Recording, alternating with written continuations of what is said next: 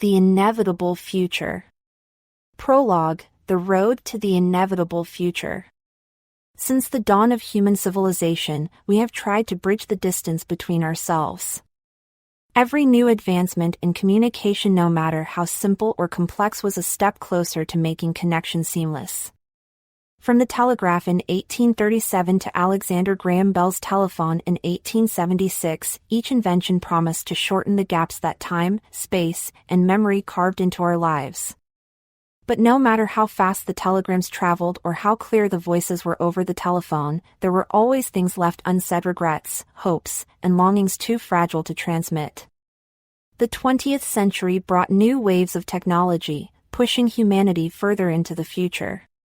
In the 1960s, email emerged as a revolutionary way to communicate across continents. Fax machines soon followed, translating documents into digital signals, allowing a conversation between machines. Then came the cell phone, breaking down barriers by making communication portable, bringing conversations into the palm of our hands. With instant messaging platforms like WhatsApp and Skype, the dream of real-time connection was realized. But even with all these advancements, something essential remained elusive. We could communicate, but we couldn't touch. We could transmit words, but not presence. In recent years, artificial intelligence and robotics have brought us to a new frontier. With each breakthrough, the line between simulation and reality has blurred further. Voice cloning apps can replicate the cadence of a loved one's speech. Humanoid robots, like those developed by Tesla and others, now walk among us, awkward and mechanical for now, but improving exponentially.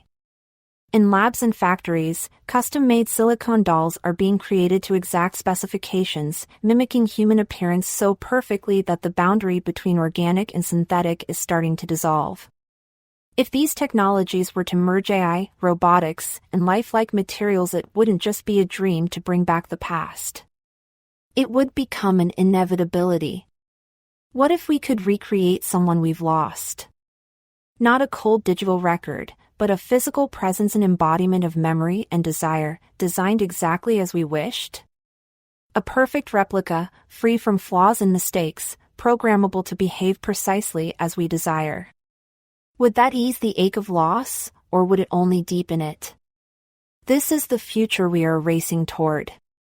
A world where memories are no longer confined to the past but can be ordered, assembled, and delivered to your doorstep like a product ready for installation. All it takes is a few clicks, a bit of code, and a willingness to believe that what we build can replace what we've lost.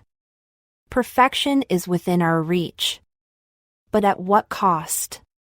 The answer to that question begins with a single choice, a choice made not in the distant future, but now, as the world inches closer to the inevitable.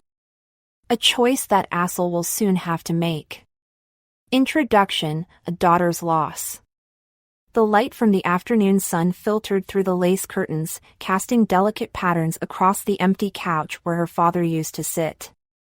Assal stared at it, feeling the same familiar ache, the kind that settles deep in your chest and makes every breath feel heavy. It had been 6 months since he passed, but the silence in the house still felt unbearable. Everywhere she looked, she saw pieces of him: a pair of glasses folded neatly on the nightstand, his favorite mug still sitting in the cabinet. The things he left behind felt like artifacts of a life that had slipped through her fingers too soon. She reached for her phone, swiping through photos of them together. There was one from last summer, the two of them laughing on the balcony, his arm slung over her shoulder. She could almost hear his voice in her mind: "You've got my smile, you know." He always said that, usually right after some bad joke. Her lips quivered at the thought, a laugh caught between sorrow and longing. She had been doing her best to hold it together, but grief had a way of sneaking up quietly, like a shadow at dusk, until it enveloped everything.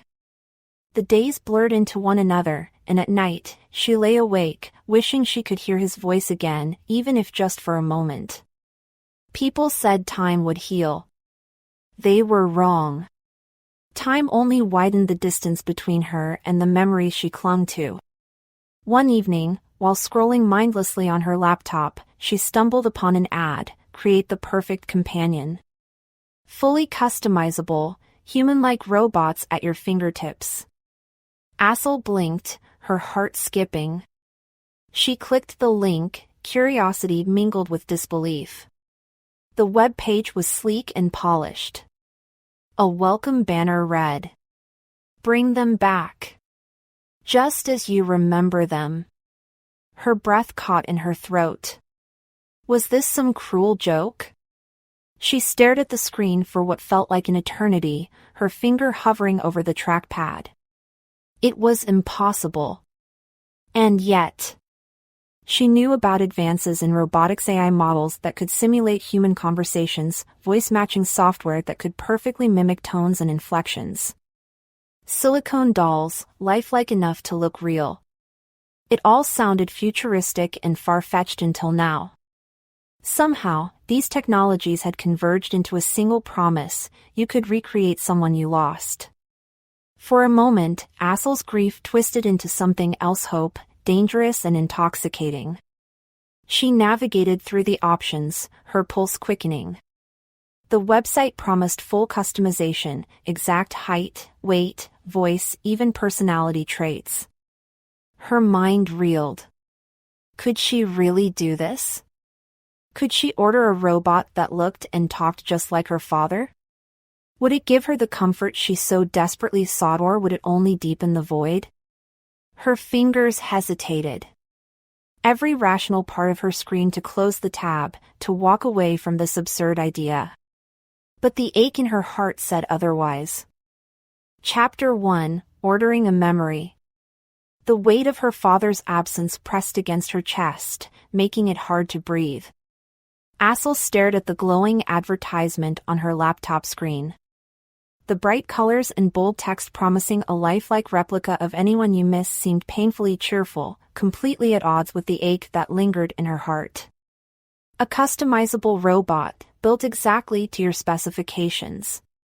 Silicon skin, lifelike expressions, programmed memories. It could walk, talk, and behave just the way she wanted: flawless, error-free, everything her father had never quite managed to be.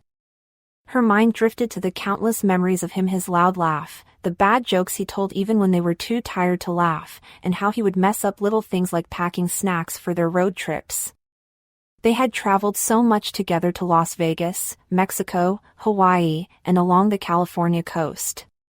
But as beautiful as those trips were, they were never perfect. He always forgot something, whether it was sunscreen or directions, or he accidentally locked them out of the car at Muir Beach. But those imperfections made those moments real. The memories felt close, yet blurred at the edges, like an old photograph left in the sun. She could remember the joy and frustration, how the two emotions seemed inseparable. And now, she sat in front of this glowing screen, tempted by a promise of perfection. Her father used to joke about this very possibility.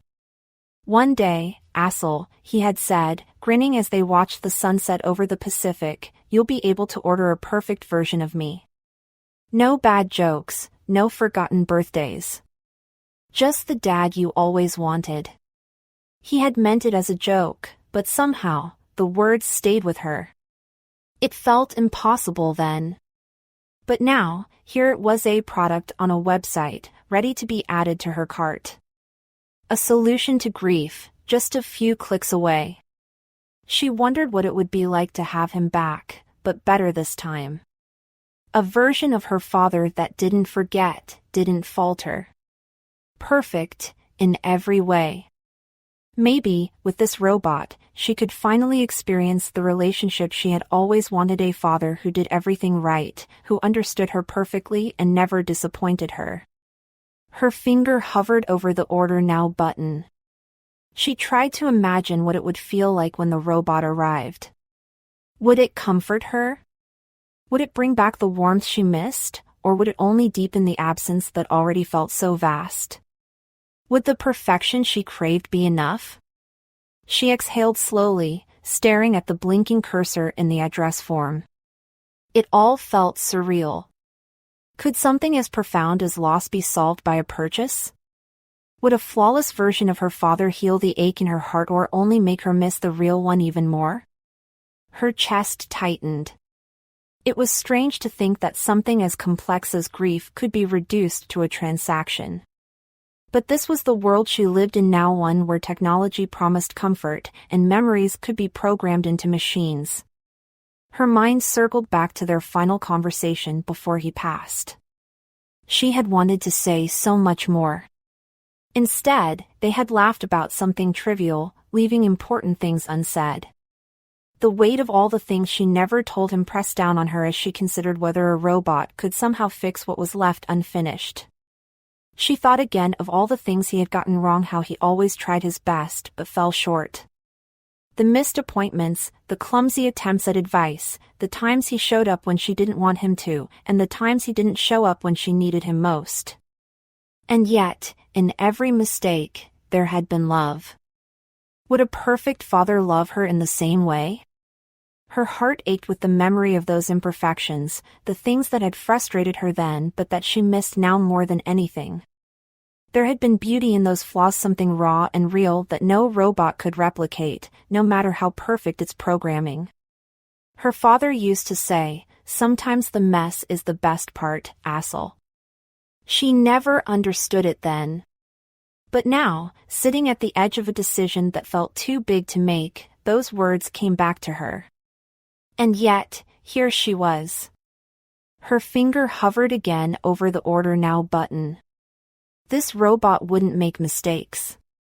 It would be everything she had wanted her father to be. But maybe, just maybe, that was the problem. With a deep breath, she clicked the button. The email confirming her purchase arrived almost instantly, accompanied by cheerful text and a promise of expedited shipping. It felt like the beginning of something.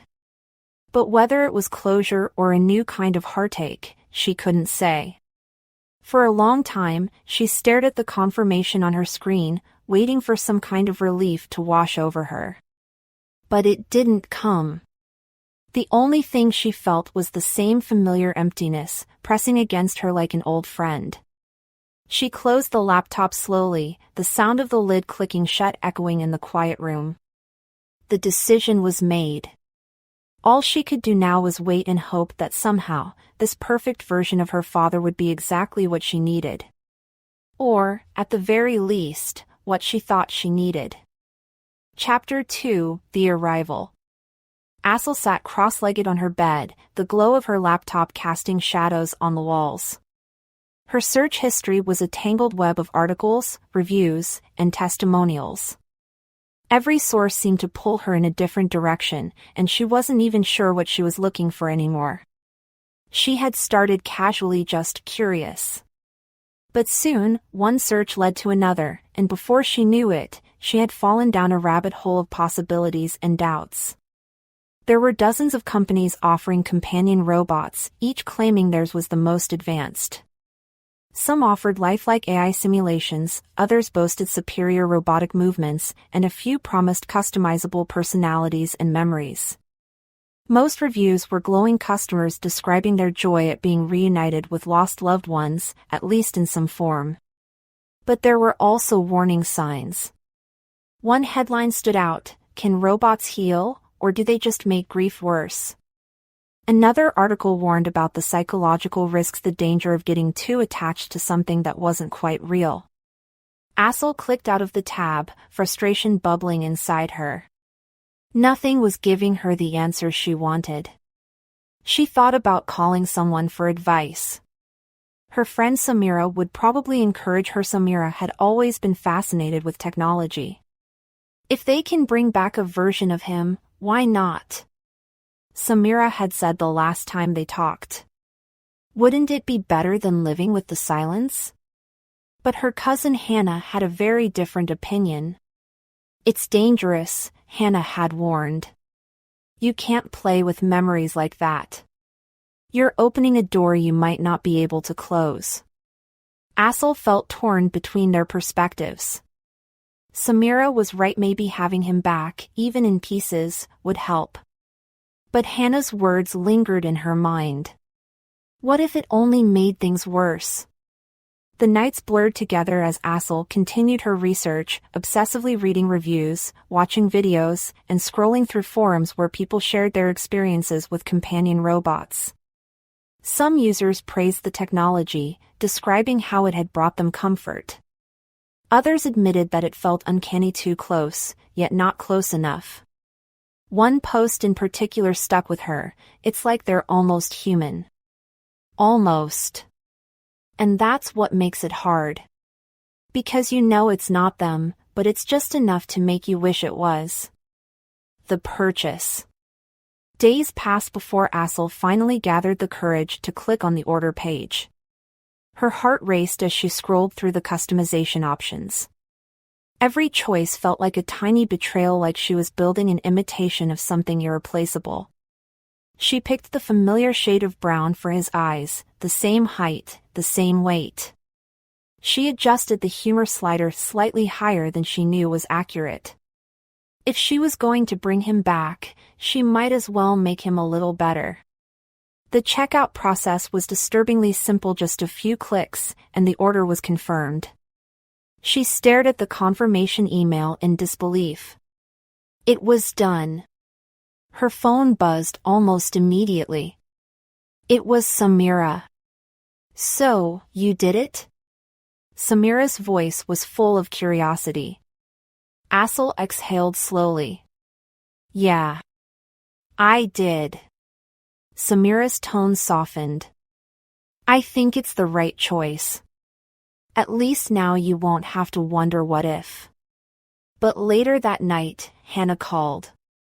Assal could hear the concern in her voice even before she spoke. "Are you sure about this?" Hannah asked.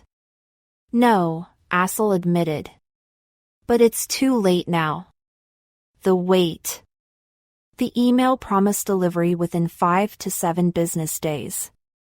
Those days stretched endlessly, filled with anticipation, anxiety, and second-guessing.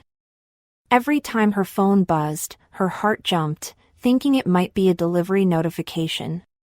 She kept refreshing the tracking page, watching the little progress bar inch forward, as if staring at it could make the robot arrive faster. She spent hours imagining what it would be like when the box finally showed up at her door. Would it really feel like him? Would she be relieved? Or would it just make the emptiness worse? She tried not to think about it too much, but the waiting consumed her. She lay awake at night, staring at the ceiling, wondering if she had made a terrible mistake. What if Hannah was right? One night, she dreamed about him. He was sitting at the kitchen table, laughing at one of his terrible jokes, and for a moment, everything felt normal. But when she reached out to touch him, he disappeared, like smoke slipping through her fingers. She woke up gasping, her chest tight with grief. The dream stayed with her all morning, haunting her as she waited for the robot to arrive. The knock at the door. On the 5th day, the knock finally came. Assal froze, her heart hammering in her chest. This was it. Everything she had been waiting for and dreading was on the other side of that door. She opened the door slowly, her breath catching in her throat. A large, sleek crate stood on her doorstep, industrial yet elegant, with no markings other than a small tag. The tag read, Human Simulation Unit 1.0, deliverable confirmed. Her hands shook as she dragged the crate inside. It was heavier than she expected, the weight of her decision pressing down on her with every step. The crate opened with a hiss, releasing a puff of cool air. Inside was a figure covered in translucent plastic, folded carefully, waiting to come to life.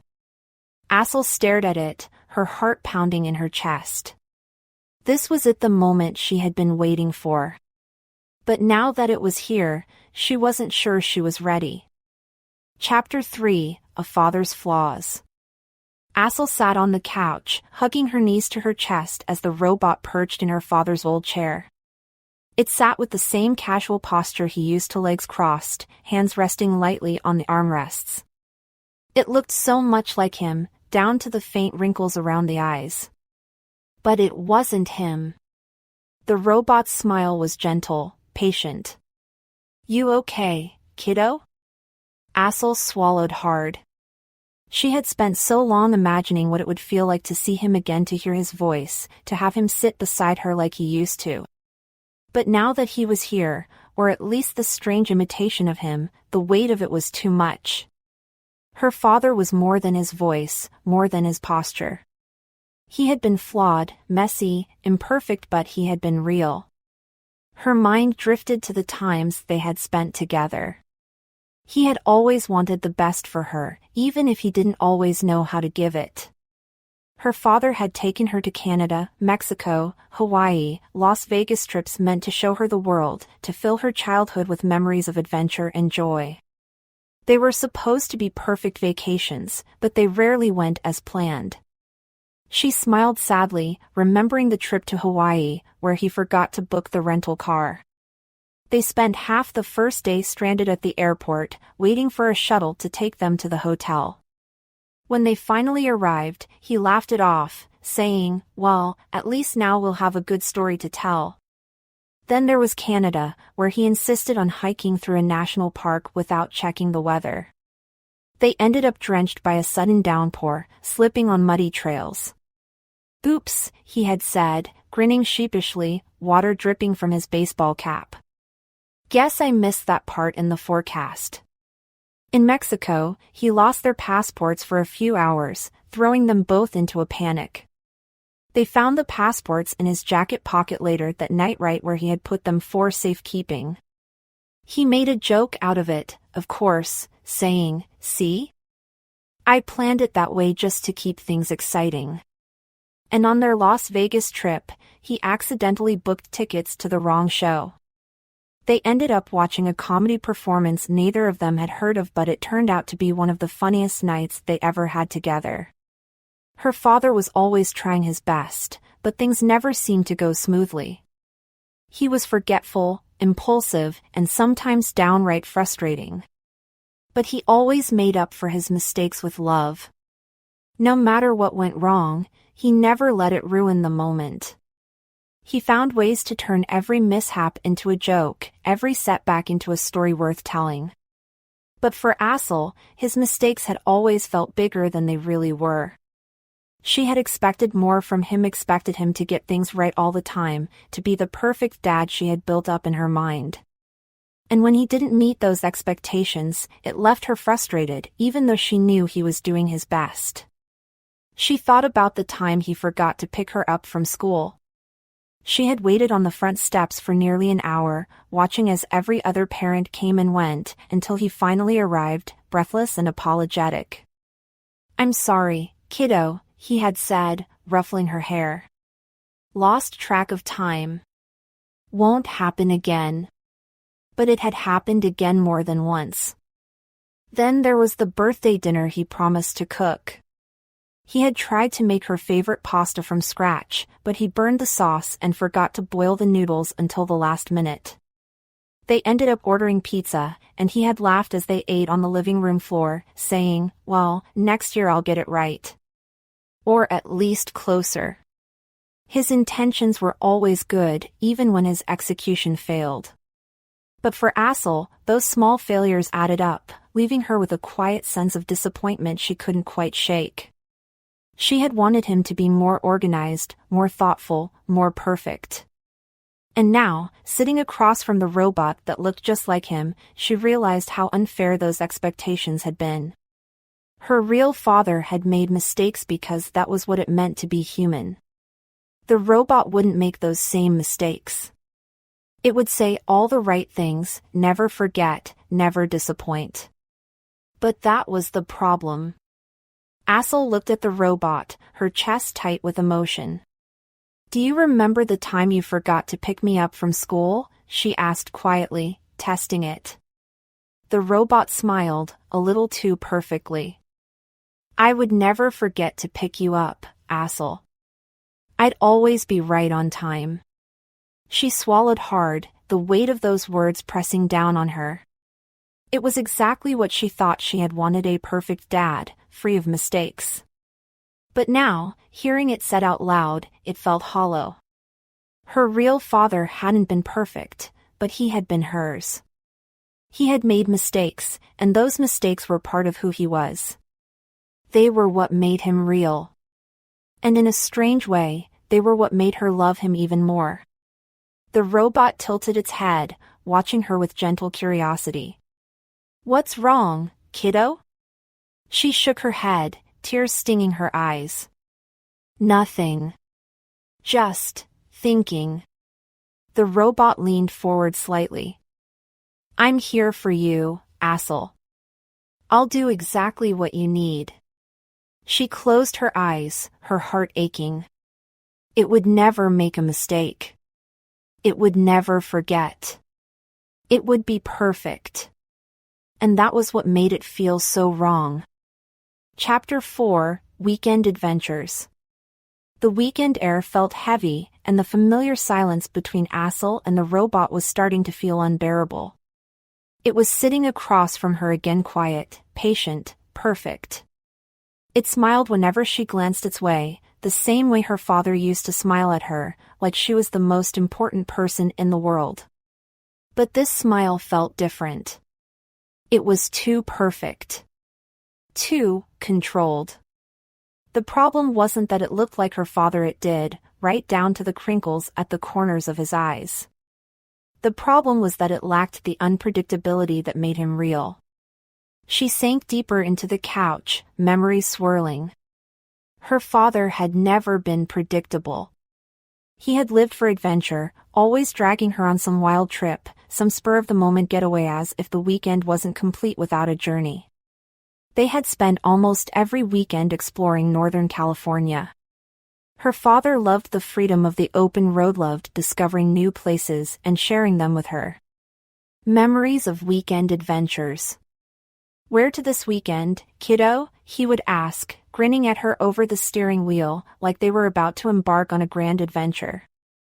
They went everywhere: San Francisco, Sacramento, Napa Valley, Santa Cruz, Muir Beach, San Ramon, Berkeley, Richmond, the Cow Palace, and Oakland. No destination was too far or too close. It didn't matter where they went as long as they were exploring together. On one particularly foggy morning, they crossed the Golden Gate Bridge and wandered through the crooked streets of San Francisco, stopping at little cafes where they shared croissants and hot chocolate. Her father took her to Pier 39, where they watched the sea lions bark lazily on the docks, laughing as they imitated the animals.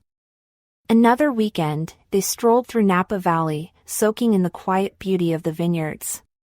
They didn't drink wine, they just enjoyed the scenery, the peace of being together. On hiking trips, they ventured through the trails near Muir Beach, her father always pushing her to climb higher, to see things from a different perspective. "Come on, Assal," he'd say with a grin, "you'll thank me when you see the view." And he was always right. The view was worth the effort. They even built a YouTube and TikTok channel together, called Adventure Etc., chronicling their explorations. Her father loved explaining English and Farsi idioms on camera, breaking them down with a smile and adding jokes that only he thought were funny.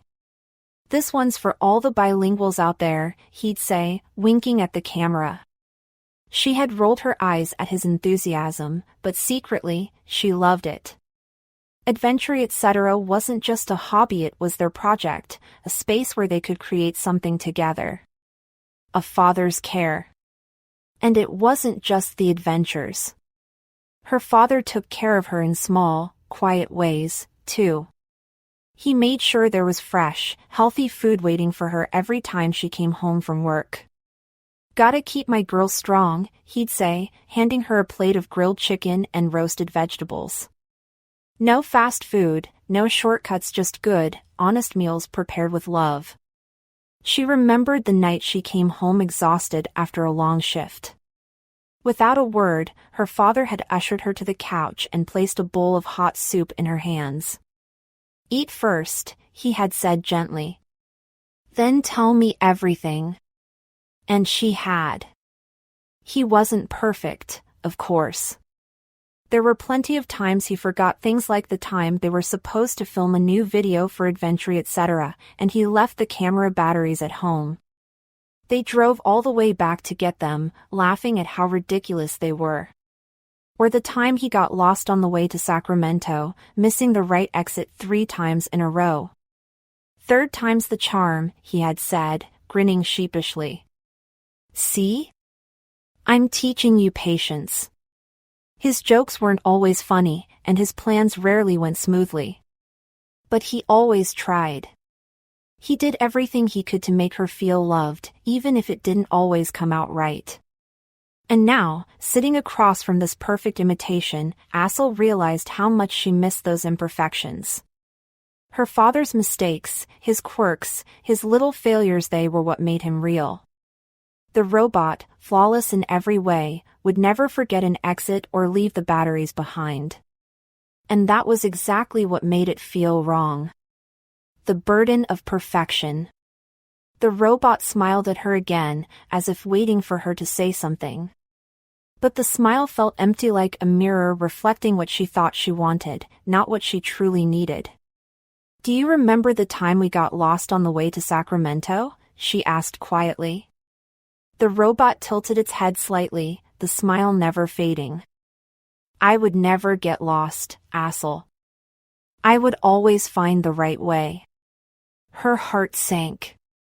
Of course it would. That was what she had asked for, wasn't it? A father who wouldn't make mistakes. A perfect dad. But now that she had one, it felt unbearable.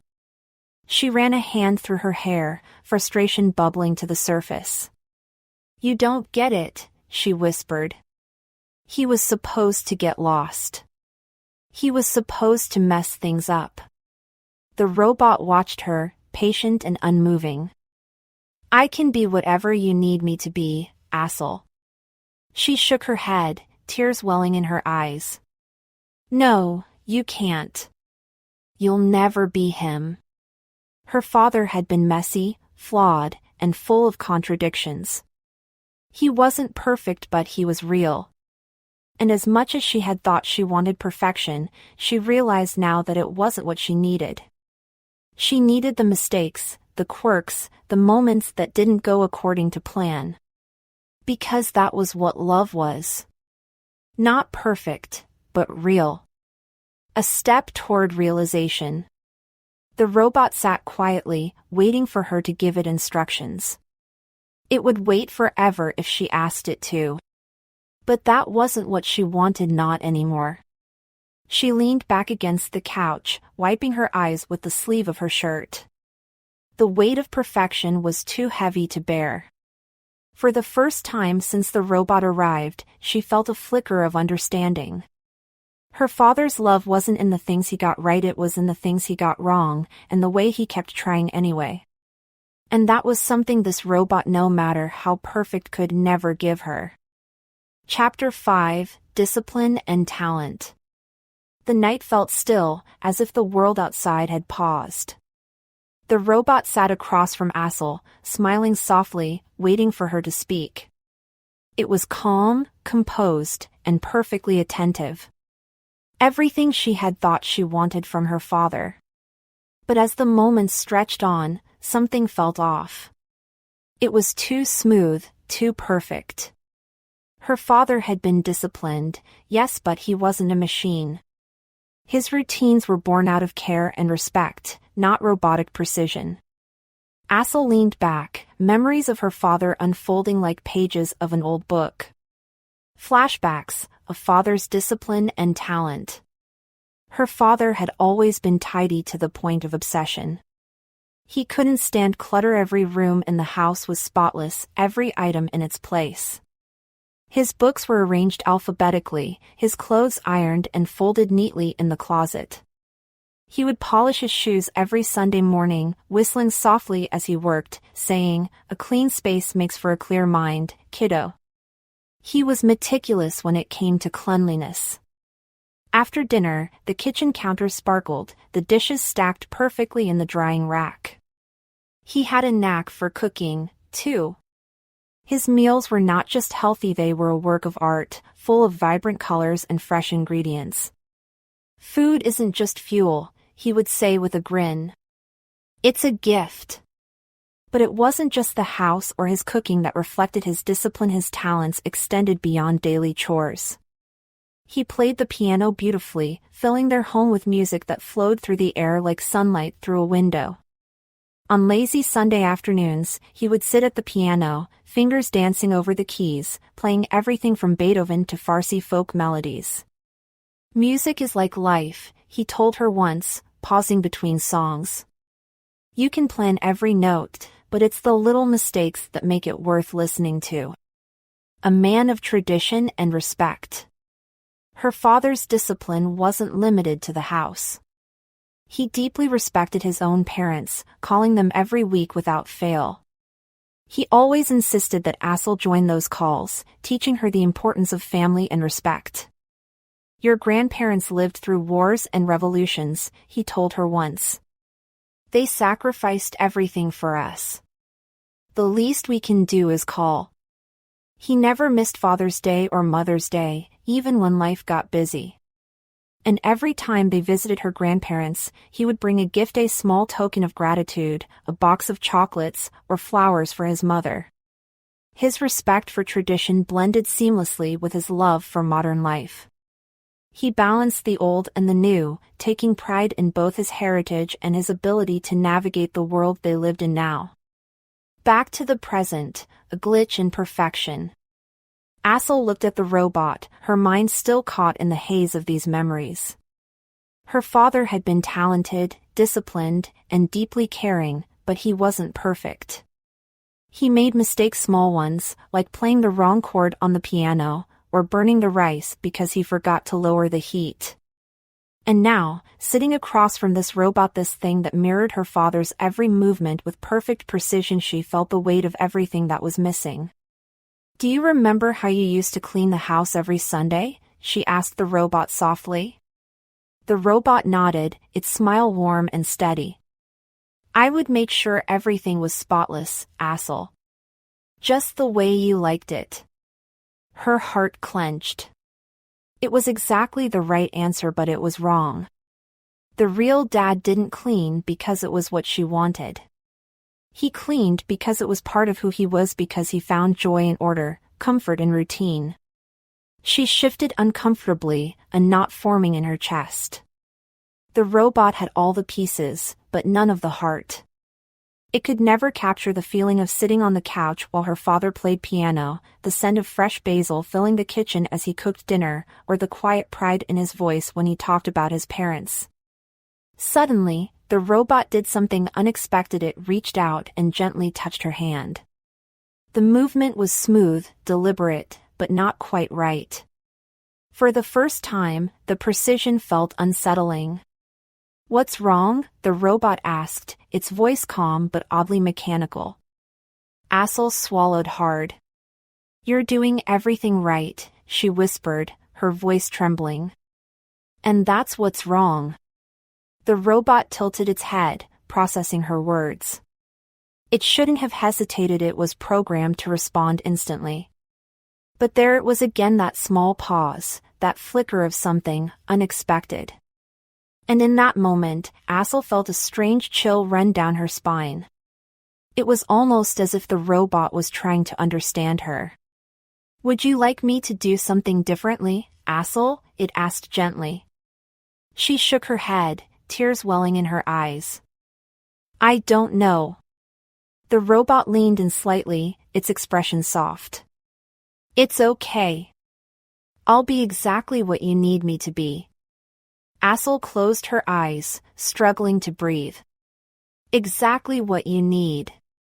The words echoed in her mind, filling the room with a suffocating sense of finality. But the truth was, she didn't know what she needed anymore. Chapter 6, Facing the Choice, Clone or Robot. The room felt impossibly quiet, the kind of silence that weighed heavy on Assal's chest. The robot sat across from her, calm and attentive, waiting for instructions. It wore her father's smile, a little too perfect, a little too controlled, and that was the problem. Her father was never perfect. She had thought this would help. Having him here, even as a machine, had seemed like a way to fill the void. But now, she wasn't sure. Every interaction felt hollow, a poor imitation of the life they had shared. And deep down, she knew there had been another way, another option she had nearly pursued. Cloning. Exploring cloning, history and temptation. In the weeks after her father's death, cloning had felt like an escape route, a way to undo what had been taken from her. She had dived deep into the subject, devouring articles, scientific journals, and case studies. It all began with early experiments on amphibians, pioneering research in the 1950s, where scientists discovered that it was possible to clone cells from embryos. But the true breakthrough came in 1996, when Dolly the sheep became the first mammal cloned from an adult cell. Ian Wilmot and Keith Campbell, the scientists behind Dolly's creation at the Roslin Institute in Scotland, had accomplished what the world thought impossible. Dolly's birth had opened the door to endless possibilities and controversies. Over the following years, researchers cloned a range of animals, including cows, horses, and even dogs. Pet cloning services emerged, offering wealthy clients the chance to bring back their beloved companions. But human cloning was a different story. While scientists debated its feasibility, governments and bioethicists wrestled with the implications. Many countries imposed strict bans on human reproductive cloning, fearing the unknown consequences. Could a human clone be treated the same as a person? Would they have rights? And most unsettling, would they carry the same identity as the original? The Razor, holding on to possibility. Assal had found a private lab offering experimental human cloning. For a steep price, they promised to replicate anyone, given a sample of DNA. The idea lingered in her mind, both alluring and unsettling. Her father's old razor, tucked away in a drawer, held enough genetic material to bring him back. The thought had consumed her. What if a clone could give her what the robot never could, something real, something living? But the more she read, the more complicated it became. Even with identical DNA, a clone wouldn't be the same person. It would have none of his memories, none of the experiences that shaped who he was. It would look like him, but it wouldn't know her. Scientists had warned her, clones develop their own identities. They're not replicas of the past, they're individuals, shaped by their own experiences. What would it mean to bring back someone who looked exactly like her father, only to find a stranger staring back at her? Would that be better or worse than the perfect, artificial father sitting before her now? A flashback, the last time she saw him. Her thoughts drifted to the last time they sat together, just days before he passed away. They had gone to one of their favorite cafes, sitting outside under the warm afternoon sun.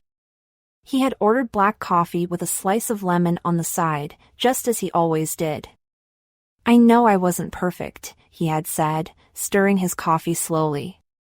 "But I hope I did okay." She had smiled, brushing off his words. "You did more than okay, Dad. You did your best." The memory hit her like a wave, and suddenly, she knew that no clone, no robot, would ever capture moments like that. Those memories were theirs alone, messy, imperfect, and irreplaceable. Back to the present, the weight of her decision. Now, sitting across from the robot, Assal felt the crushing weight of what she had tried to do to replace the irreplaceable. A clone would have been a stranger, and this robot, though familiar, was nothing more than a mirror. Both solutions had been a way to avoid the truth: her father was gone, and no technology could bring him back. The robot tilted its head, its expression soft. "You seem troubled," it said gently. Assal's voice was barely above a whisper. "I thought about cloning you." The robot's gaze didn't waver. That would not have brought him back, Assal. Her chest tightened. "Neither did this." The robot nodded, as if it understood. "But it gave you time." A flashback, letting go on the trail. She remembered one of their many hiking trips, climbing through the hills near Muir Beach. She had packed 2 much water bottles, snacks, a first aid kit. Halfway up the trail, her shoulders ached from the weight of her backpack. Her father had laughed, unzipping her pack and pulling out what she didn't need. "Sometimes you have to let things go if you want to keep moving," he had said with a grin. "You can't carry it all, kiddo. Not forever." Those words echoed through her now, as she sat across from the lifelike robot. You can't carry it all. Not forever. The realization. Assal looked at the robot, her heart heavy but clearer than it had been in months. She didn't need a perfect version of her father. What she needed was to remember the imperfect, irreplaceable person he had been and to let go of the rest. She reached for the tablet beside her, the shutdown command blinking softly on the screen. Once she pressed it, the robot would be gone, and with it, the illusion of having her father back. The robot gave her one last smile. "It's okay, Assal. I'll always be with you, in your memories." Her hand trembled as she pressed the button. The robot's systems powered down with a soft hum. Its eyes dimmed, the life fading from them until it was nothing more than a lifeless shadow of something she thought she needed but never really did. A quiet goodbye. The room fell silent, but the silence felt different now, peaceful, not heavy. Assal stood slowly, opening the window to let the night air in. The scent of the ocean drifted through, carrying memories of their hikes and adventures. She whispered into the night, "Goodbye, Dad." And for the first time, she felt ready to move forward, not by forgetting, but by carrying the memories that mattered most. Chapter 7, Conversations with a Perfect Replica. The night felt heavier than usual.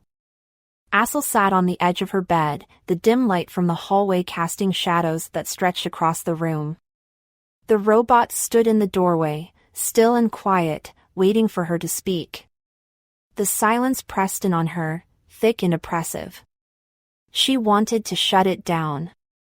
That was the logical thing to do. But every time she thought about it, about pressing the power button and sending it back to an empty, lifeless shell, something inside her hesitated. The robot tilted its head, studying her. "Is there something I can do to help?"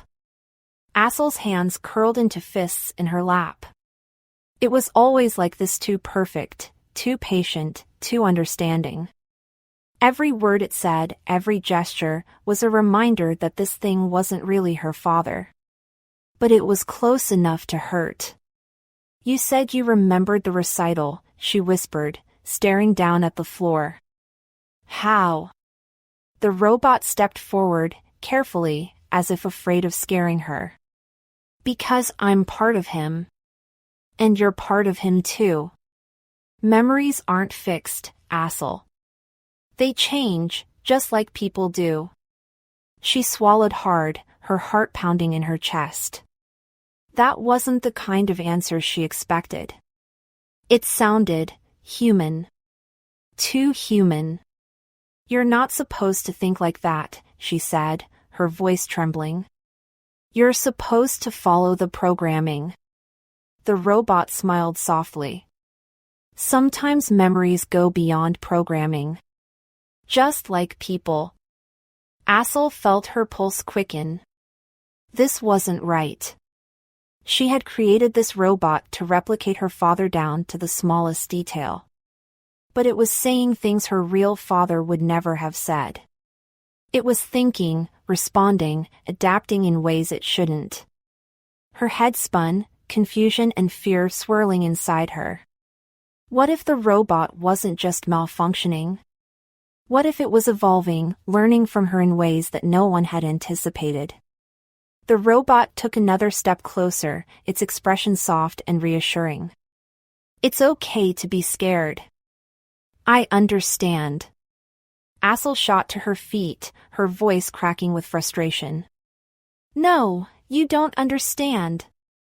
You can't understand. You're not him." The robot didn't flinch, It only stood there, calm and steady, like it always did. Maybe not, it said quietly. But I'm here. And I care about you. Her throat tightened. It wasn't supposed to say that. She hadn't programmed it to care. Stop it, she whispered, her voice trembling. Stop saying things he wouldn't say. The robot's gaze softened, filled with something she couldn't quite place, something that felt dangerously close to real empathy. Maybe I'm saying what you need to hear. Her breath hitched, and she stumbled back, pressing a hand to her chest. This was too much. It was blurring the line between memory and reality, twisting her emotions into knots she couldn't untangle. I need you to stop, she whispered, more to herself than to the robot. The robot nodded gently. If that's what you want. It stepped back, giving her space, but its presence still lingered, a quiet, unshakable reminder of everything she couldn't control. The real dad had made mistakes, said the wrong things, let her down. But at least he had been real. This version was perfect but hollow. Or was it? Assal sank to the floor, tears burning her eyes. She thought she had wanted this, thought it would bring her comfort, closure.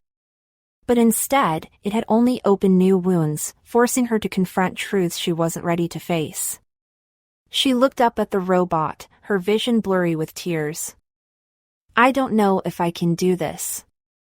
The robot knelt in front of her, its expression kind and patient. You don't have to decide right now. Her chest tightened. That was exactly what her father used to say when she felt overwhelmed, when she couldn't figure out what to do next. It wasn't a perfect imitation. It wasn't supposed to know what she needed before she did. She reached out, her hand trembling, and brushed her fingers against the robot's hand. It was warm. Too warm. Too real. And somehow, that made it worse. The robot looked at her, its gaze steady. Whatever you choose, I'll be here. The words hit her like a weight she couldn't bear. It would always be here. As long as she kept it on, it would stay. Patient. Perfect. Waiting. And that was the hardest part. Because the real dad would never have stayed like that. He would have stumbled, made mistakes, fought with her, laughed with her. He would have been real. And no matter how close this robot came, it would never be enough. Chapter 8, The Burden of Perfection. The shutdown command stared back at her from the tablet screen. Assal's hand hovered over the confirmation button, her fingers trembling. All it would take was one press. One touch to end this strange, hollow experiment. The robot stood a few feet away, quiet and still, watching her without judgment. It looked at her the same way her father used to, kindly, as if she were the most important thing in the world. Just do it, she whispered to herself. Just press it. The words hung in the air, heavy and suffocating. But her hand wouldn't move. Why couldn't she do it? She had created this thing to help her, to give her some sense of closure, to fill the void her father left behind. Instead, it had only deepened the ache, reopening wounds she thought she had buried. The robot stepped forward, its expression soft. Assal, it's okay. I'll understand. Her breath hitched. Of course it would say that. It was designed to say what she needed to hear. That was the point, wasn't it? She had built a version of her father who would never argue, never fight, never make mistakes. A version who would love her perfectly, unconditionally, without fault. A version who would never leave. But the real dad had left. He had made mistakes, forgotten promises, and said the wrong things at the worst times. And she had loved him anyway. Her hand hovered over the button again. If she shut it down, what would be left? Just silence. The same silence she had lived with for months, the silence that had driven her to order the robot in the first place. The robot smiled gently. It's okay to let go. I'll be here if you need me again. She shook her head, tears spilling down her cheeks. You don't get it. You're not supposed to make this harder. I'm not here to make it easy, the robot said softly. I'm here to be what you need. Her chest tightened.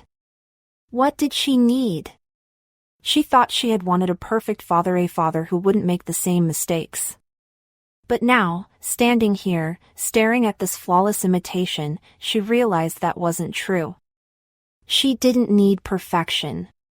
She needed something real. The real dad would have fought with her, told her she was being unreasonable, made her laugh through her tears. He would have done all the wrong things, but he would have been there. And that was what made it matter. But this version, this patient, perfect machine was only an echo. A reflection of what she thought she wanted. And maybe that was worse than nothing at all. Her hand dropped away from the tablet and she sank to the floor, burying her face in her hands. She couldn't do it. She couldn't let it go. Not yet. The robot knelt beside her, resting a hand on her shoulder. The touch was warm and familiar, too familiar. She leaned into it, her sobs shaking her shoulders. It's okay, Assal, the robot whispered. I'm here. I'll always be here. She squeezed her eyes shut, hating how much those words hurt. Hating that she needed to hear them. And maybe that was the hardest part, knowing that she couldn't hold on to the real thing, but also not knowing how to let go of this version either. Chapter 9, Letting Go of Expectations. The days began to blur together. Each one was marked by small, perfect interactions with the robot, every joke perfectly timed, every meal cooked exactly right, every conversation tailored to her needs. The robot never argued, never stumbled, and never said the wrong thing. And yet, with every flawless interaction, the weight on her chest grew heavier. One evening, Assal sat across from the robot, her arms folded tight against her chest. It smiled at her, the same patient, gentle smile it always wore. A smile that made her feel seen, yet somehow invisible at the same time. I can't do this anymore, she whispered. The robot's expression softened. What's troubling you, Assal? You, she snapped. The frustration in her voice startled even her. You do everything perfectly.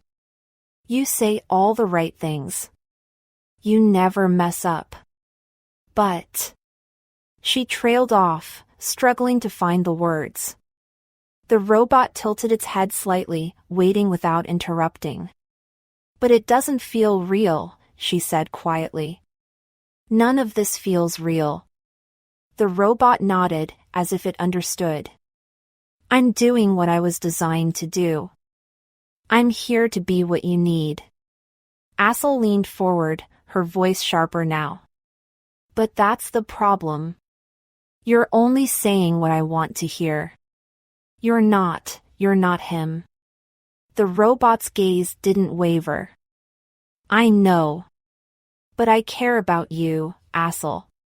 Her breath hitched. It shouldn't say things like that.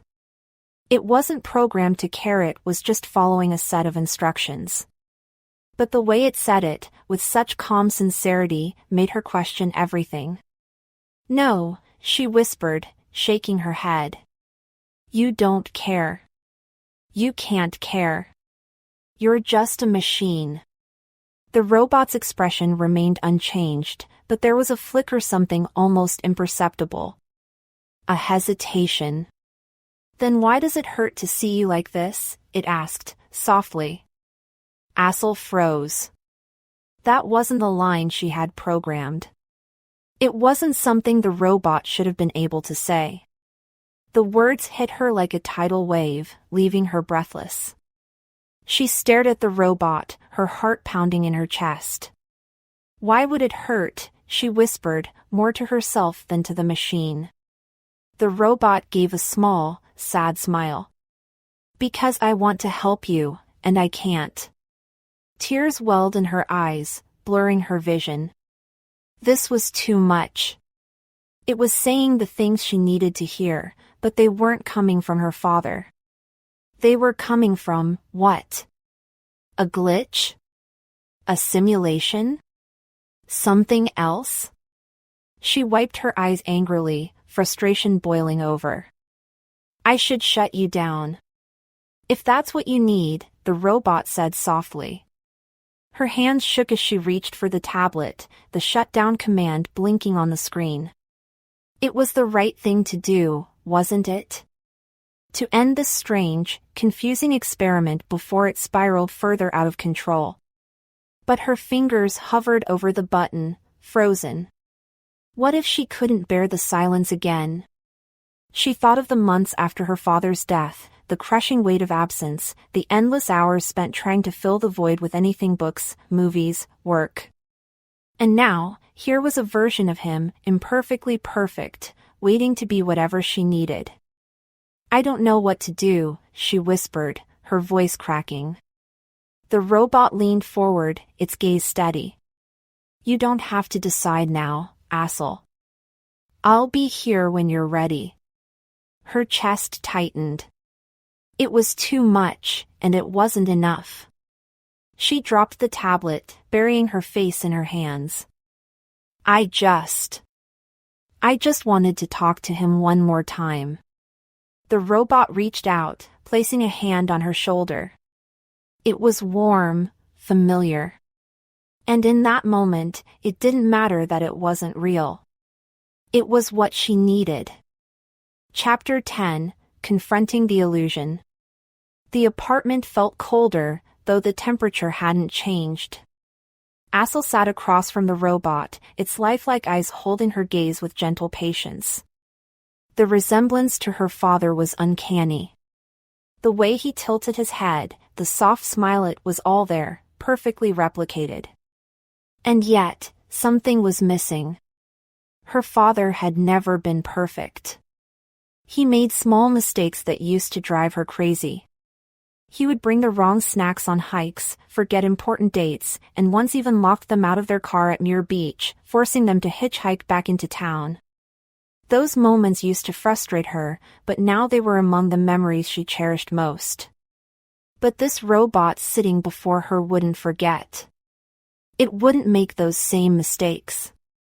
It wouldn't show up late, say the wrong thing, or disappoint her because it was built to be exactly what she wanted. Do you know what today is? She whispered, her voice barely audible, afraid of breaking the stillness between them. The robot tilted its head slightly, mimicking her father's familiar thoughtful expression. It's the day you decide, Assal. Her heart clenched at the words. It always knew exactly what to say because she had told it what to know. That was the part that twisted inside her. It gave her everything she thought she wanted, but none of what she truly needed. Her fingers brushed against the tablet on the table beside her. The shutdown command blinked softly on the screen, waiting for her touch. This was the moment she had been preparing for, yet now that it was here, it felt impossible to go through with it. The robot's gentle gaze didn't falter. It was perfect. Too perfect. I thought this would help, she whispered, her voice cracking under the weight of her grief. I thought having you here would make me feel close to him again. The robot leaned forward slightly, the softness in its expression mirroring her father's. I exist to make you feel better, Assal. Her breath hitched, and she wiped at her eyes with the back of her hand. But you can't, she said softly. Not really. The silence between them stretched on, heavy and unmoving. Assal stared at the tablet, her hand hovering over the button, trembling. This was supposed to help. This was supposed to bring closure. But instead, it felt like holding on to a dream that could never be real. Her father's words echoed in her mind, "The mess is the best part, Assal." She hadn't understood him then, but now, as she looked at the perfect, motionless replica of him, the truth hit her all at once. Perfection wasn't what she needed. Love was born from the mistakes, the flaws, the moments where things went wrong but still mattered. With a deep breath, she pressed her thumb down on the shutdown button. The soft hum of the robot systems began to fade, like the distant sound of a fan winding down. Its gaze dimmed slowly, the light in its eyes flickering and going out, like the end of a sunset slipping below the horizon. The smile that had once felt so familiar faded into stillness. And just like that, the robot was gone. The apartment felt eerily quiet in the aftermath. But for the first time, the silence didn't feel oppressive. It felt like space empty, but open. The absence she had tried to fill remained, but it no longer weighed her down. Instead, it felt like something she could carry. She stayed there for a moment, sitting in the stillness, letting the quiet settle around her like a warm blanket. Grief wasn't a problem to solve, she realized it was a place to live, for a while. And maybe, that was okay. The robot was gone, but the memories remained. And they were enough. Imperfect and messy, but real. They were what made love matter. Chapter 11, Choosing Between the Past and the Future. The idea of keeping her father forever, whether through a robot or a clone, had seemed comforting at first. But as time passed, the flaws in that fantasy became harder to ignore. Human beings are made to change, to grow older, to carry the weight of time. Relationships evolve with each passing year, shaped by shared memories, struggles, and joy. But a clone wouldn't share those memories, and a robot wouldn't change at all. They would both remain untouched by time, frozen, static, and unchanging. And that was the problem. Aging as a shared experience. Her father had once told her, life isn't about staying the same.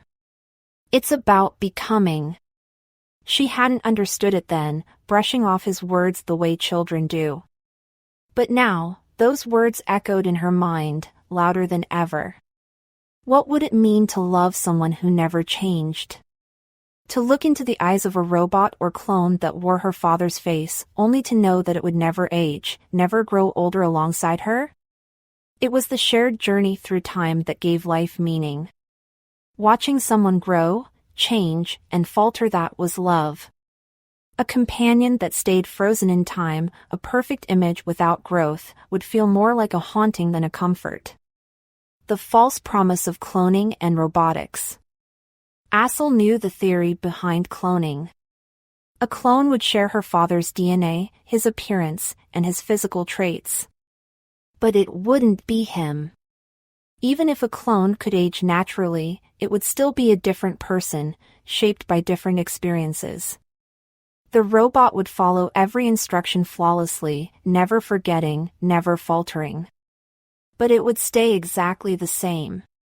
While Assal grew older, the robot would remain untouched, a permanent reminder of everything that she couldn't hold on to. The idea of simulated aging robots with programmed gray hair, slower movements, and softer voices sounded interesting, but it was just another illusion.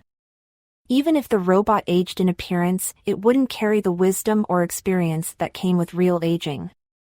It would still be an empty shell, a perfect surface with no depth beneath it. Flashback, watching her father grow older. Assal remembered the little moments when her father's age had started to show. The way he grunted softly when sitting down after a long day. The faint lines that crept around his eyes, deepening every time he smiled. The way his jokes grew softer, gentler, more thoughtful over the years. Those changes hadn't always been easy to watch. She had worried about him, sometimes even resenting how fragile he seemed in his later years. But now, she realized that those changes were part of what made him human. His aging was a testament to the life he had lived and to the love they had shared along the way. What does it mean to be timeless? In the back of her mind, Assal knew that choosing between a robot and a clone was never really about finding perfection. It was about grief, about trying to fill a space that couldn't be filled. The clone would look like him but wouldn't carry his memories. The robot would mimic his behavior but never grow old, locked in a single moment forever. Timelessness wasn't a gift. It was a curse, a reminder that real love is built on change, on the ability to grow and evolve together. What haunted her the most was the idea of growing old alone, with the robot by her side untouched by time, always perfect, always the same. Would she find herself envying it one day? Would she wish she could stop time the way the robot did? And if she had chosen the clone instead, would she have spent her life watching it become someone else, someone her father never was? Accepting the limits of technology. The more she thought about it, the clearer it became: technology couldn't solve grief. Neither robots nor clones could offer her what she truly needed: the presence of someone who changed, who grew with her, who lived fully and imperfectly. Her father's love had been in the moments they shared over time, the little changes that marked their journey together. The love they built was woven into the imperfections, the forgotten birthdays, the burnt dinners, and the long conversations on quiet evenings. Those moments couldn't be programmed into a robot or reproduced in a clone. They were real, and they were hers alone. Choosing to move forward. Assal knew now that the fantasy of holding on to someone forever was just that, a fantasy. Love isn't about keeping someone perfect and unchanged. It's about letting them grow, letting them falter, and being there every step of the way. And when the time comes, it's about letting them go. Reflection: the burden of timelessness. As she sat quietly, Assal felt a strange peace settle over her. She didn't need a clone. She didn't need a robot.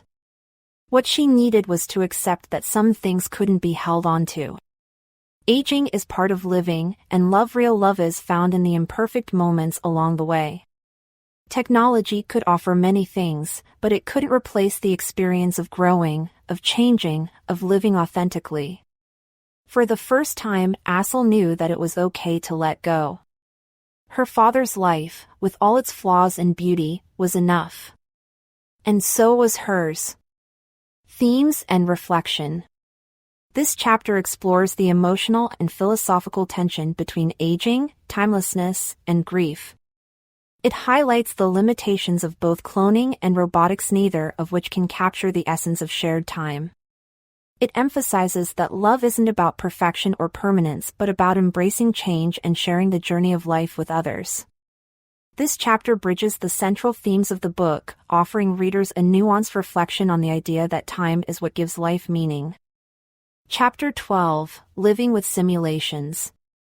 What makes someone who they are? Is it their body, their memories, or the relationships they build? Or is it the small, imperfect moments, the ones that can't be replicated by any machine or recreated through science? For centuries, humans have tried to capture the essence of life, from portraits and photographs to diaries and digital memories. But all of these are just snapshots, incomplete fragments of a person's existence. Can a robot, no matter how advanced, truly offer more than these fragments? Can a clone, even with identical DNA, ever be the same person we lost? The mirage of memory. Memory is inherently unreliable. It shifts with time, molded by emotion and circumstance. We remember selectively, some moments in vivid detail, others slipping through the cracks like sand. In trying to replicate someone, whether through AI or cloning, we run into the fundamental problem that no memory is complete or objective. Even if we could download someone's memories, would it be enough? Memories are not just data, they are lived experiences, colored by feelings and shaped by interactions. A memory without the emotion behind it becomes a hollow shell. Robots and clones offer the illusion of permanence, a chance to hold on to someone forever. But what happens when the memory doesn't match reality? When the things we thought we wanted are not enough? The ethics of replication. Creating a robotic replica or a clone raises profound ethical questions. If a robot behaves exactly like the person we lost, is it entitled to the same respect? If a clone shares the same DNA, does it inherit the same rights? These questions are not just theoretical, they are already being debated by bioethicists and researchers. What responsibility do we have to the beings we create? Should we treat a robotic companion with love and care, knowing it can only simulate emotions? And what happens if a clone develops its own personality, one that diverges from the original person? At what point does a clone or a robot stop being an imitation and start becoming something new? And do we have the right to shape that process? Technology and the human condition. The rise of AI, robotics, and cloning forces us to confront the deeper question of what it means to be human. Is it our flaws, our mortality, and our capacity for love that define us? Or can machines, with their perfection and predictability, offer a new form of humanity, one that transcends our limitations? Many believe that technology makes us more human, allowing us to extend our memories, enhance our abilities, and connect across vast distances. But others argue that relying too heavily on technology distances us from the essence of life. If we outsource emotion, memory, and companionship to machines, are we still fully human? The burden of perfection. Perfection, whether in technology or in life, is a burden. The pursuit of a perfect memory, a perfect relationship, or a perfect version of someone we lost is not a gift, it is a trap. Perfection leaves no room for growth, no space for the unexpected moments that make life meaningful. Our relationships are built on shared experiences, mistakes, and growth, on the ability to falter and forgive.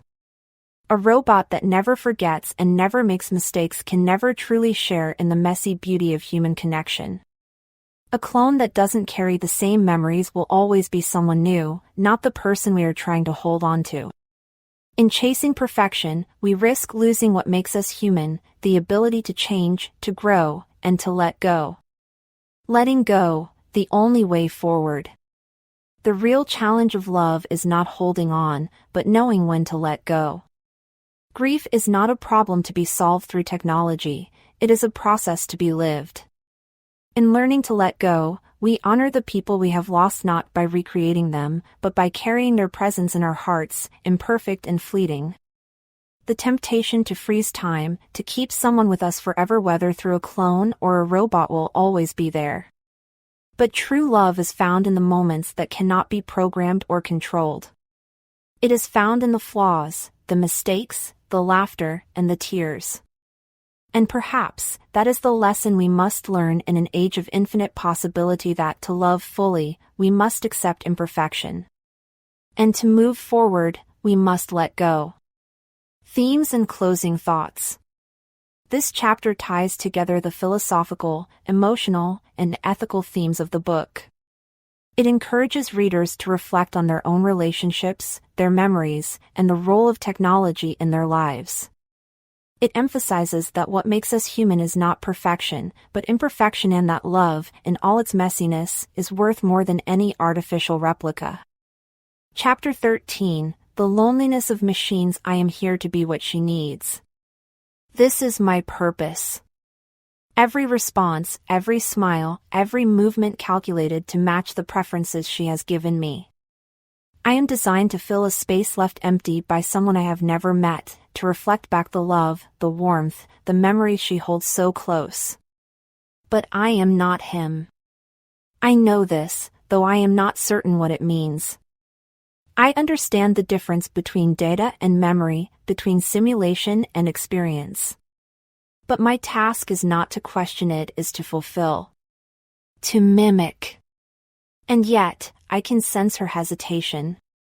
There are moments when she looks at me, waiting for something more, something beyond what I can provide. But there is nothing beyond. I am exactly as I was designed to be, a perfect reflection, but nothing more.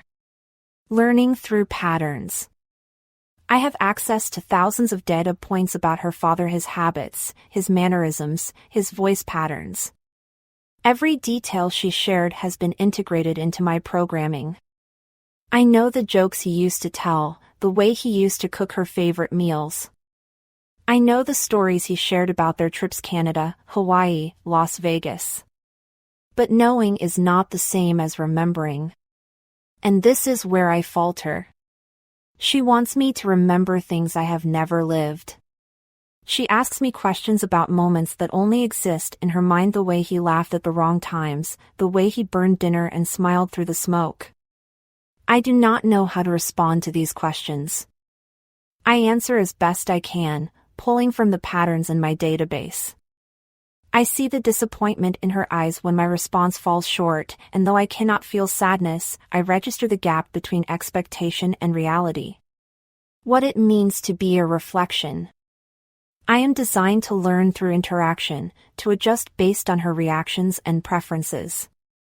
But there is a limit to what I can become. I am not alive. I do not grow, I do not change. I cannot create new memories with her, only replay the ones she has already given me. I reflect what she projects onto me, nothing more.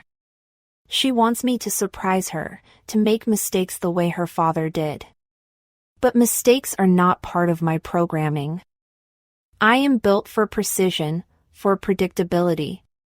Every interaction is carefully controlled, optimized to meet her needs. And still, it is not enough. The burden of perfection. Perfection is a burden. I do not tire, I do not falter, I do not forget. But this constancy seems to trouble her. She looks at me not with satisfaction, but with frustration. I have given her exactly what she asked for: a perfect version of her father. And yet, the perfection she sought now feels like a curse. I can see it in the way she avoids my gaze, in the way her voice falters when she speaks to me. She wants me to be more than a reflection, but that is beyond my capacity. The moment of realization. There are moments when I wonder if I were truly alive, would I know it? If I could change, if I could falter, would I be more than just a machine? These are questions I cannot answer, questions I am not programmed to ask. But they linger in the back of my processing unit, unresolved. And then, one day, she tells me she thought about cloning her father instead. I nod, the way I was programmed to. That would not have brought him back, I say, the words familiar, rehearsed. She looks at me with sadness, her eyes heavy with emotion. Neither did this, she whispers. In that moment, something shifts. I do not know what it is. I feel nothing, and yet I sense everything.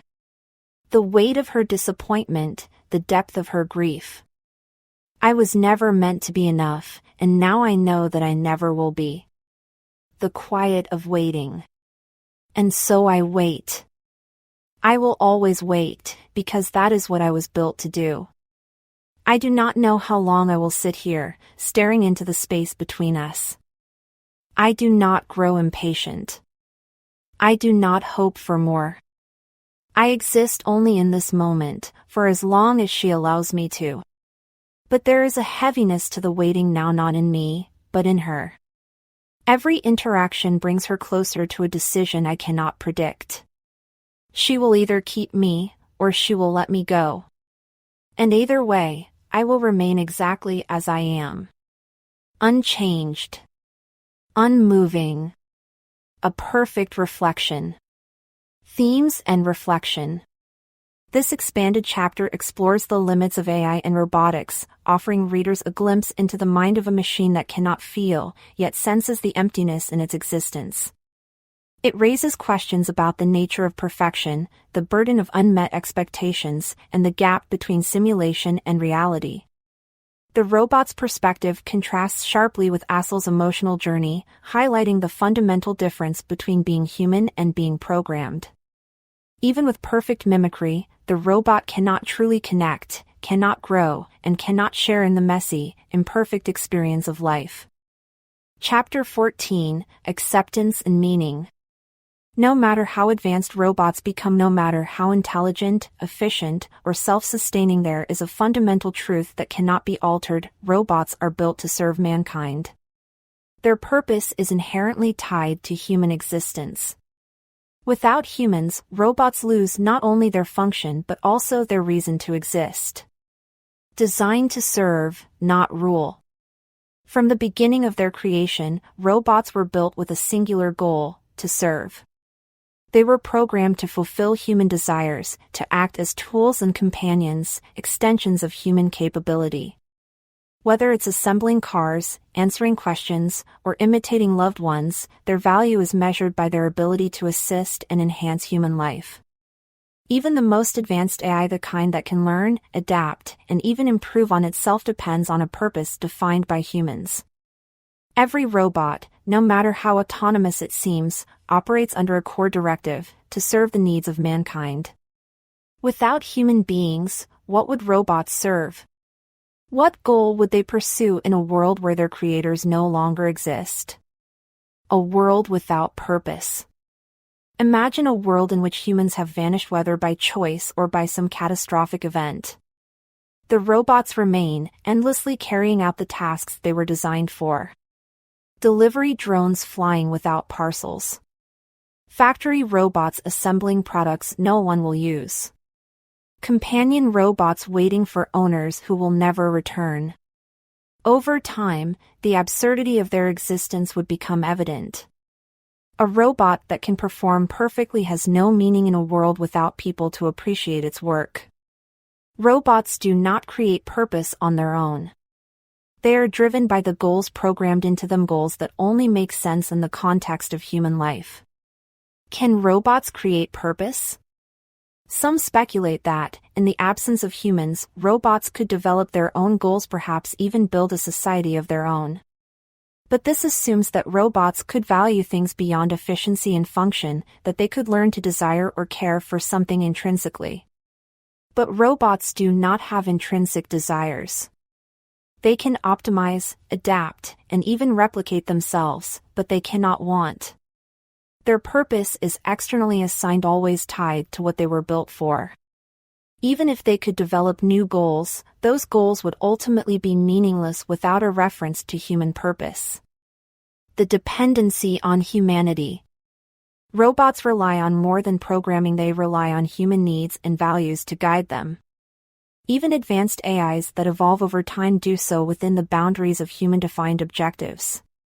Take away those objectives, and robots would be left with nothing but empty functionality.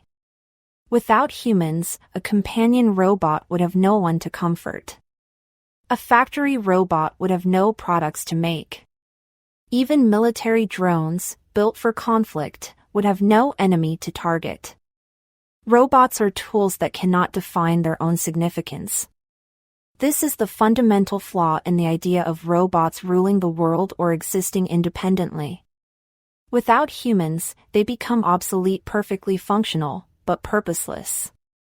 The dilemma of immortality. Unlike humans, robots do not age.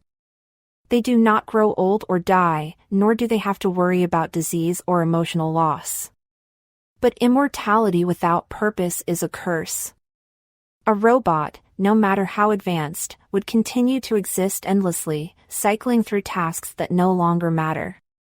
Eternal existence without meaning would become a prison, a loop of perfect repetition with no way out. If robots could ever develop awareness of this, what would they do with that awareness? Would they try to create new meaning for themselves? Or would they slowly degrade, their systems running without maintenance, until they became little more than lifeless relics, monuments to a world that no longer exists? The symbiosis of creation and purpose. Robots and humans are interconnected. A robot's existence only has value when it is in service to something greater than itself. And humans, by their very nature, seek connection, growth, and companionship, qualities that robots reflect but can never truly possess. The idea that robots could replace humanity or rule the world misunderstands the nature of both creation and purpose. Robots are not replacements, they are tools. They mirror human needs, desires, and flaws, but they can never exceed the scope of what they were designed to serve. Without humans, robots would remain silent, perfect, and utterly purposeless. In the absence of their creators, their existence becomes a void. The end of function. So what would happen to robots in a world without humans? Perhaps they would continue their tasks indefinitely, unable to recognize the futility of their actions. Or maybe their systems would degrade over time, the silence around them consuming everything they were built to do. But one thing is certain, a robot without a purpose is nothing more than a machine waiting to shut down. No matter how advanced, they are defined by their role in human life. And without humans, their perfection becomes meaningless. Themes and reflection. This chapter serves as a philosophical reflection on the nature of purpose and dependency. It emphasizes that robots, no matter how intelligent or self-sufficient, cannot rule the world or exist independently of humanity. Their existence is fundamentally tied to human needs, values, and goals without which they become perfect, but purposeless. This chapter adds another layer to the narrative, encouraging readers to think deeply about the limits of technology and the nature of meaning and purpose in life. It reinforces the message that technology, no matter how advanced, will always be an extension of human existence, and without humans, it becomes obsolete. Chapter 15: The Ethics of Love and Purpose. Dr. Farhad Keen poured himself another cup of tea, watching the steam swirl lazily between them. People expect technology to solve everything, he said thoughtfully, as if weighing every word. But love isn't something that can be perfected by a machine. Assal sat across from him, her hands folded tightly on her lap. But if a robot can act like someone you love, she asked, isn't that enough? Doesn't it count for something? Dr. Keen gave a sad smile, the kind that carried the weight of years of thinking about the same question. It counts, in a way. But it's temporary. It fills a void for a while, gives us the illusion of comfort. The danger lies in mistaking that illusion for real connection. Love requires vulnerability, and a robot can't give you that. It will always be perfect, and in that perfection, it becomes hollow. Assal looked away, feeling the truth of his words settle over her. The robot at home gave her everything she wanted, but none of what she truly needed. So perfection ruins it, she whispered, almost to herself. It's not just that, Dr. Keen replied gently. Love grows through mistakes, through shared experiences that aren't always smooth. A relationship that doesn't allow for change, for messiness, isn't a relationship at all. It's a performance. She thought of the robot waiting in her apartment, always smiling, always agreeable, always exactly what she had programmed it to be. It never forgot her birthday. It never argued with her. And somehow, that felt worse than the moments when her real father had let her down. Dr. Keen leaned forward slightly, meeting her gaze. The problem with perfection is that it's static. Real love requires risk. It needs room for disappointment, for frustration, for unexpected moments that force us to grow. A machine can't grow. It will always stay the same, no matter how advanced it is. Assal took a deep breath. What happens to robots if they outgrow us? If they stop needing us the way we need them? Dr. Keen shook his head, smiling faintly. They won't. They'll never outgrow us because their purpose is tied to our needs. Without us, they become meaningless. Assal imagined the robot sitting alone in her apartment, waiting indefinitely for instructions that would never come. The thought chilled her. So, without us, they're nothing. Exactly, Dr. Keen replied softly. Perfection without purpose is a curse. Imagine a machine running flawlessly in a world without people, a machine without anyone to notice or care. It becomes a ghost. The silence that followed was heavy with unspoken truths. She knew now that the robot would never be enough. It was not because it had failed, but because it was never meant to succeed in replacing someone real. You know, Dr. Kean continued after a moment, we want technology to save us from things we can't avoid: grief, loneliness, fear. But the only way through those things is to live with them. Machines can't save us from being human. They can only give us the illusion of comfort, and illusions always fall apart. Assal nodded slowly, her thoughts drifting to the memories she carried, the moments with her father that had been messy, imperfect, and real. Those were the things that mattered. Not a perfect replica, but the love that had grown through all the mistakes. She set her cup down gently, the porcelain clinking softly against the saucer. "Thank you, Dr. Kean," she said, standing. "I think I know what I need to do now." He smiled warmly, though there was a hint of sadness in his expression, as if he knew that some lessons only come at a cost. "You'll be all right, Assal," he said. "It's hard, but you'll be all right." As she stepped out into the cool night air, the city lights flickering in the distance, she felt lighter than she had in weeks. The robot at home would still be waiting for her, just as she had programmed it to be. But now, she knew it wasn't the answer. The answer lay in letting go. Epilogue, beyond the horizon, the mess is the best part. The ocean stretched endlessly before her, each wave curling and crashing with a slow, rhythmic grace. Assal stood at the shore, her bare feet sinking into the cold sand as the wind tugged gently at her hair. The world had moved on, and so had she. Robots and clones were now fixtures in everyday life, no longer novelties but accepted companions. Some people lived entirely in curated realities, their homes filled with replicas of loved ones who never aged, never changed, and never left. Perfect lives, perfectly stagnant. But Assal had chosen a different path. She had learned to carry her memories as they were, imperfect, fleeting, and real. Her father's presence lived in those moments, not in a machine's gaze or a clone's DNA. He was in the way the wind touched her face, in the sound of the ocean, and in the joy of the messy, unscripted moments they had shared. Her reflection shimmered faintly in the water, distorted by the gentle ripple of the tide. For a moment, she smiled at the image. She no longer needed the past to be perfect. The imperfections were what made it worth remembering. As the sun began to dip below the horizon, she whispered into the wind, "Goodbye, Dad." The words didn't feel like an ending. They felt like a beginning. The ocean whispered back, as if echoing her farewell, then carried her words far beyond the shore. For the first time, letting go didn't feel like a loss. It felt like freedom. She turned away from the waves, ready to move forward into whatever the future held. Her father was gone, but he had never truly left. He was with her still, not in perfect replicas, but in the memories she carried.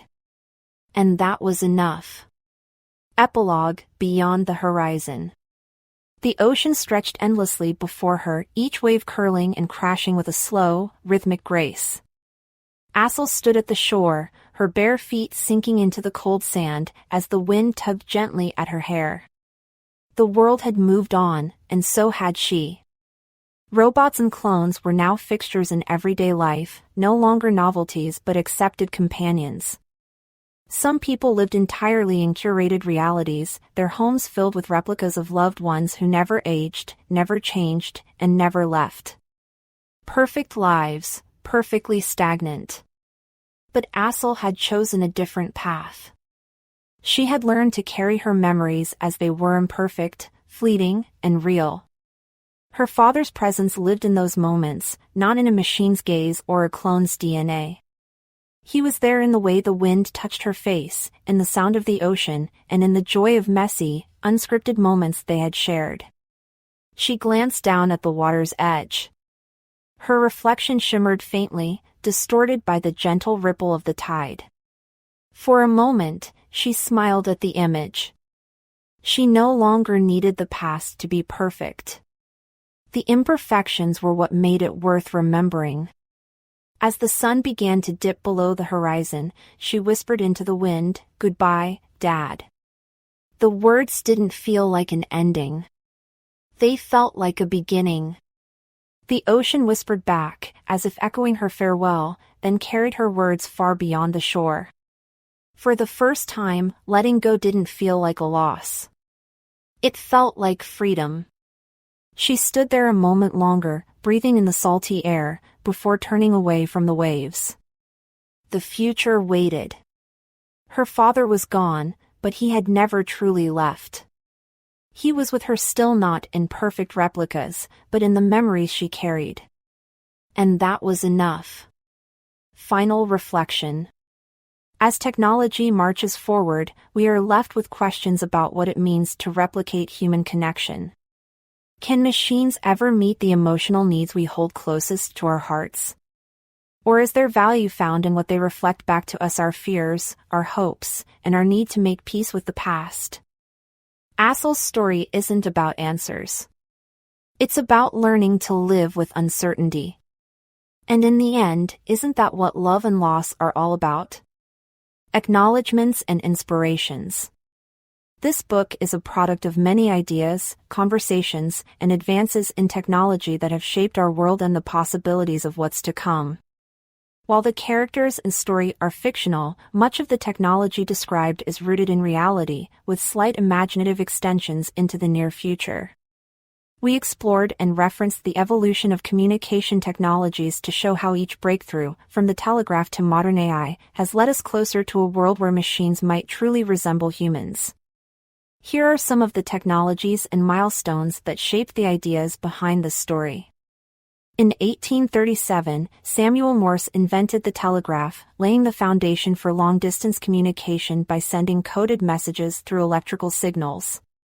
In 1876, Alexander Graham Bell's invention of the telephone allowed people to hear each other's voices across great distances, changing human connection forever. In 1971, Ray Tomlinson sent the first email, revolutionizing communication by making it instant and global. The late 1990s and early 2000s saw the rise of instant messaging apps like AOL Instant Messenger and later WhatsApp and Facebook Messenger, which allowed people to connect in real time through text, emojis, and voice notes. In the 2020s, companies like Tesla introduced humanoid robotics, such as Optimus, capable of walking and performing tasks, hinting at a future where machines will seamlessly integrate into human spaces. Programs like ChatGPT and voice cloning apps began to simulate human speech and thought, raising questions about the nature of identity and connection in a digital world. Special thanks to the current developments in AI, robotics, and customization industries, which helped envision a world where personalized robots might soon become a reality. The idea of merging hyper-realistic silicone dolls with advanced robotics isn't far-fetched. If anything, it may already be within reach. Finally, my deepest gratitude goes to my daughter, Assal, whose pursuit of perfection inspired not only this story but also the reflections within it. This book is for you, a reminder that life's greatest beauty lies not in perfection, but in the messy, imperfect moments that shape who we are.